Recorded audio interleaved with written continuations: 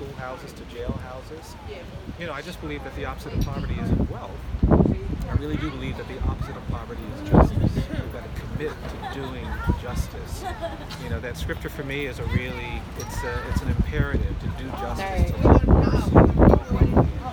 You know, it's amazing how people will sometimes embrace you and encourage you if you do those things, and that's what this wonderful community has done today. So Bryan, what are some obstacles that you've had to face in your fight for equal rights amongst all? Yeah. Well, you know, I run a private nonprofit. We don't, you know, I say we don't take government money. Well, we've never been offered any government money, and so when you're trying to represent people who have no money, when you're trying to raise the funds necessary to do the work, it's a challenge. You know, I represent people who are disfavored, and people get angry. You know, I've been told I had to sit down when I felt like I needed to stand up. I was told to be quiet when I felt like I had to speak.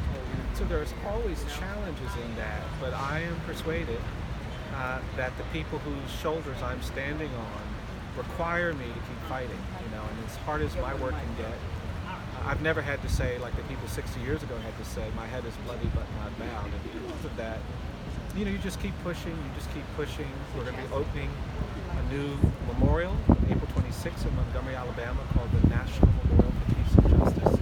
It'll be the nation's first comprehensive memorial dedicated to over 4,000 victims of lynching. We want to talk about the history of racial terror that shaped this country. We're opening a museum called the Legacy Museum, from enslavement to mass incarceration.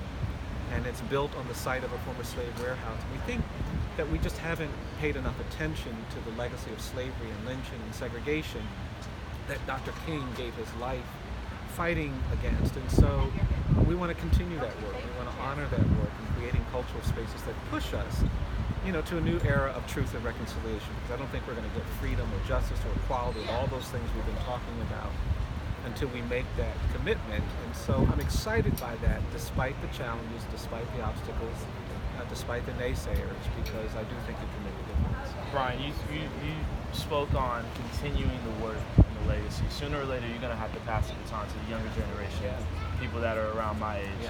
What would you say to us? Yeah, well, first of all, the work will not be done. You're going to have to fight to your heirs of this difficult legacies, your heirs of all of the damage that was created during slavery, during terrorism, during segregation. But you also are the heirs of people who have shown what it means to stand strong, to endure, to be resilient, to keep fighting.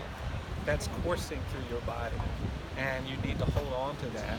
And I think what I'd say to you is what I say to my staff. You change the world not with the ideas in your mind. And I want you to be smart, tactical, informed, strategic, all of those things. But I believe you change the world when you allow the ideas in your mind to be fueled by the conviction in your heart.